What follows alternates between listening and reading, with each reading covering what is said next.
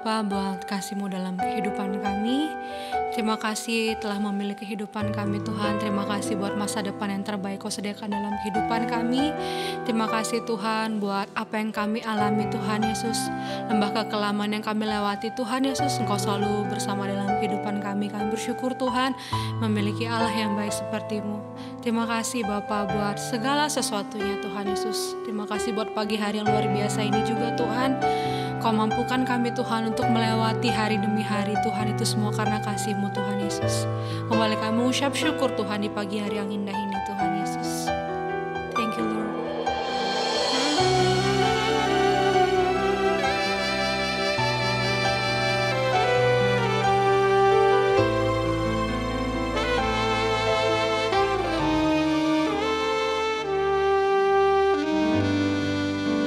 Bersyukur selalu bagi kasih-Mu di dalam hidupku,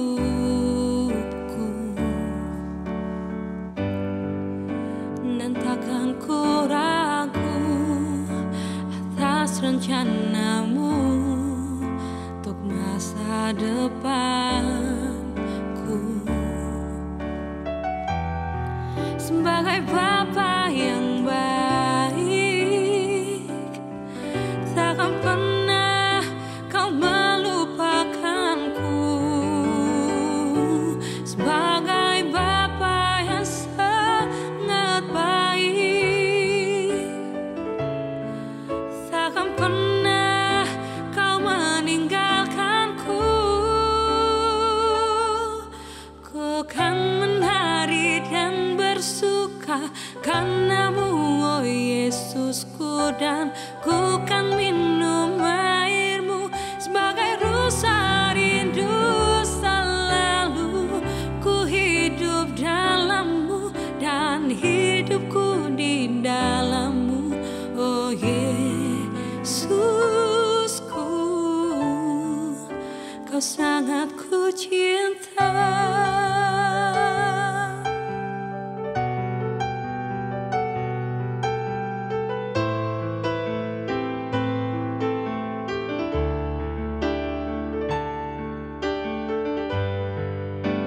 Bersyukur selalu bagi kasih-Mu di dalam hidupku,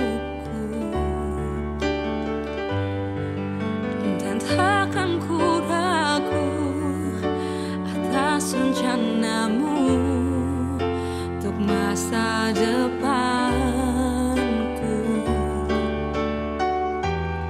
Sebagai Bapa yang baik,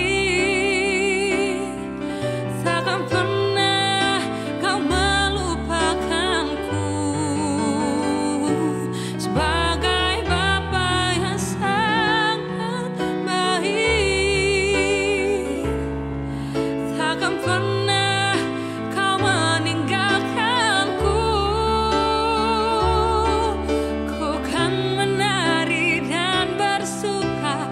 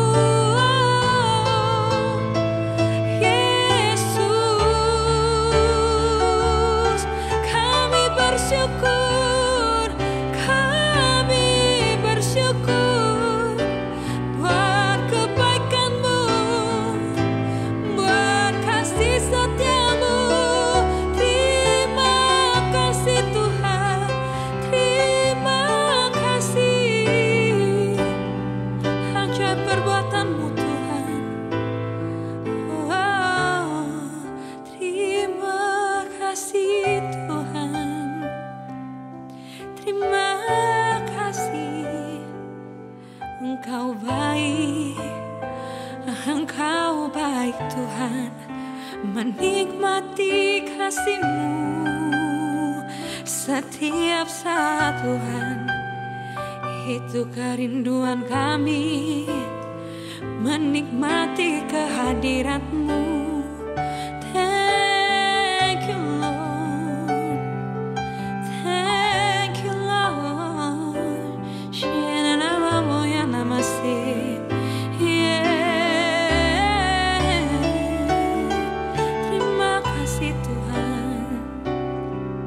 Terima kasih Tuhan, Kau baik Bapa, Engkau baik.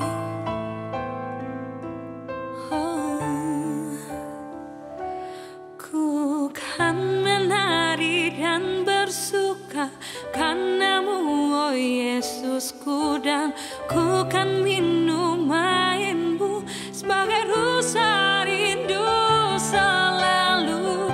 Ku hidup dalam-Mu dan hidupku di dalam-Mu, oh Yesusku.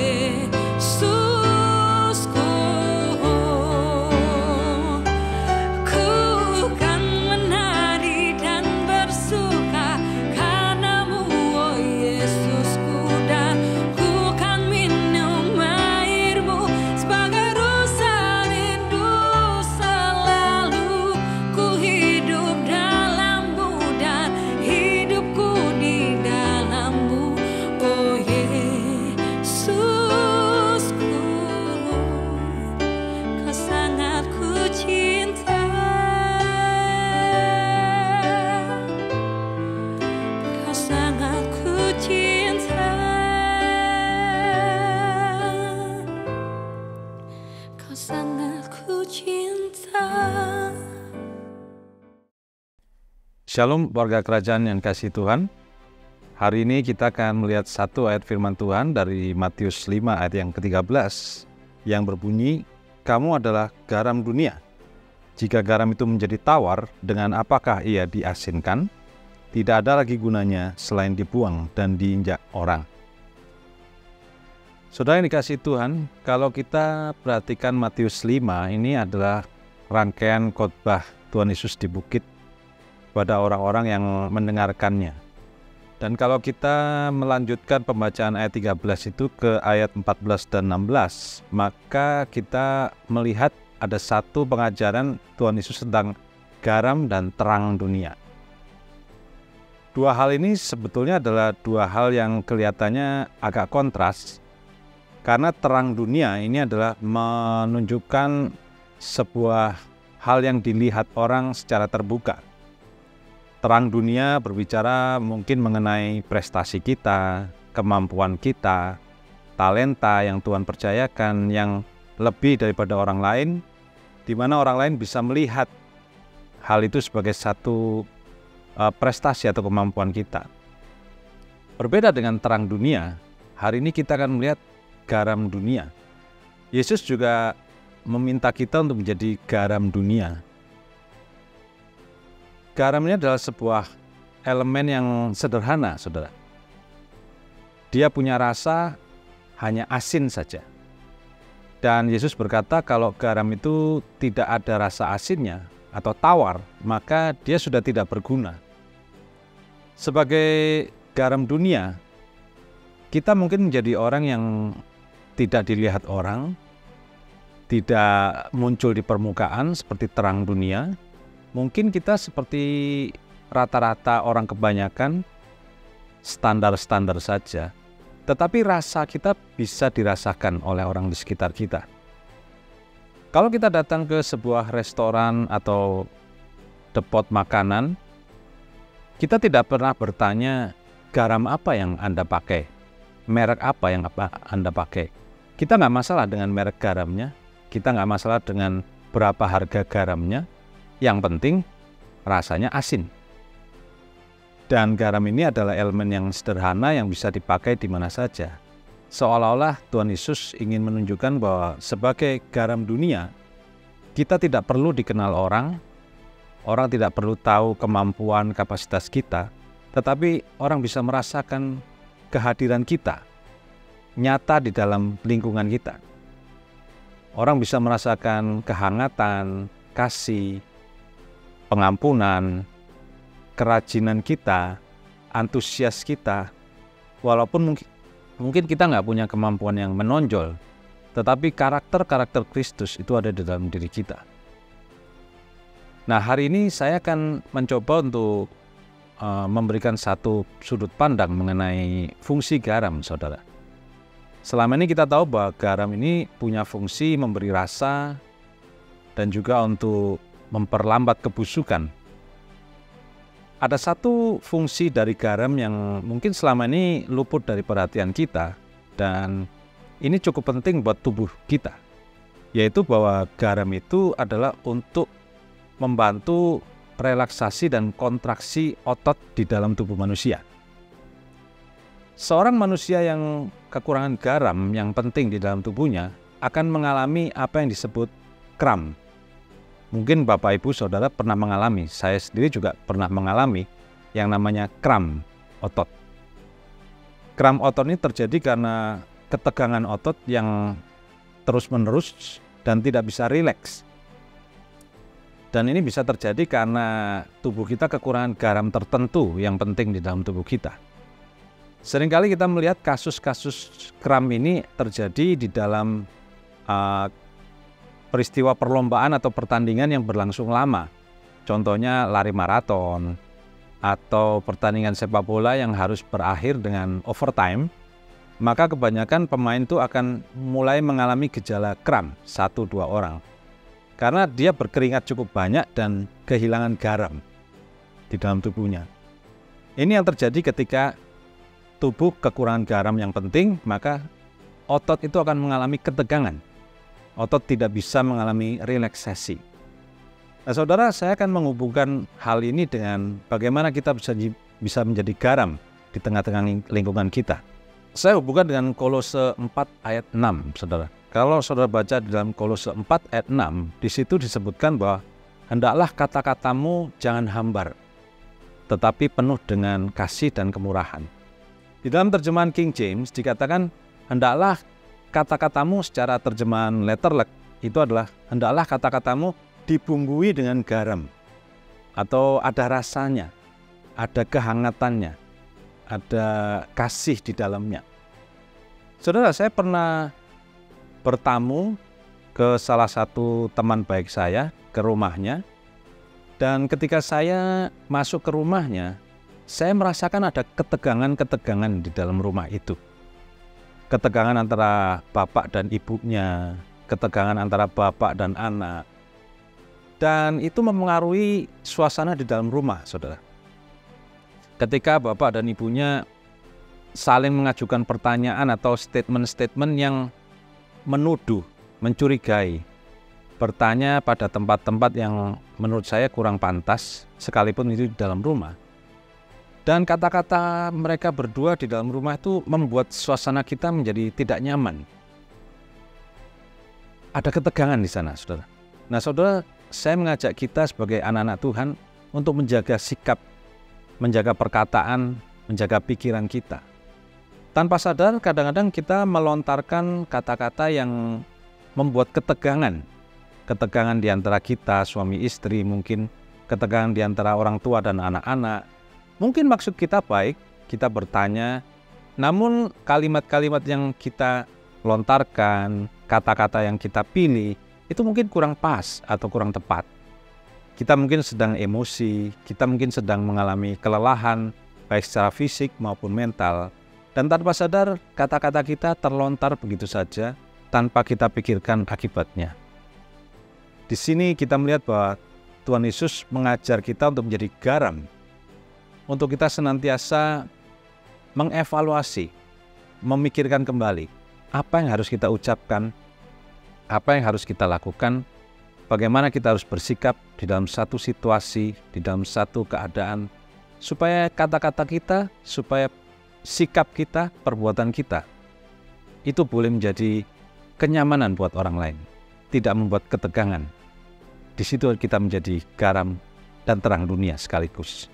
Saya percaya apa yang diminta Tuhan ini adalah satu hal yang sederhana, bukan hal yang rumit, bukan hal yang sulit. Menjaga kata-kata, menjaga sikap adalah sesuatu yang bisa kita lakukan sesuai dengan kemampuan Roh Kudus yang diberikan kepada kita. Kita minta supaya Roh Kudus memimpin kita hari demi hari menjadi pribadi yang semakin dewasa dan menjadi semakin bisa mengendalikan diri kita lebih baik. Saya percaya garam dunia itu diperlukan supaya dunia ini tidak menjadi tawar, tetapi penuh dengan kasih dan kehangatan. Tidak ada lagi ketegangan-ketegangan, tetapi kita saling merasa nyaman, menghibur, dan saling menerima kasih karunia dari Tuhan. Terima kasih untuk mendengarkan kesaksian ini, dan saya percaya kita akan tutup.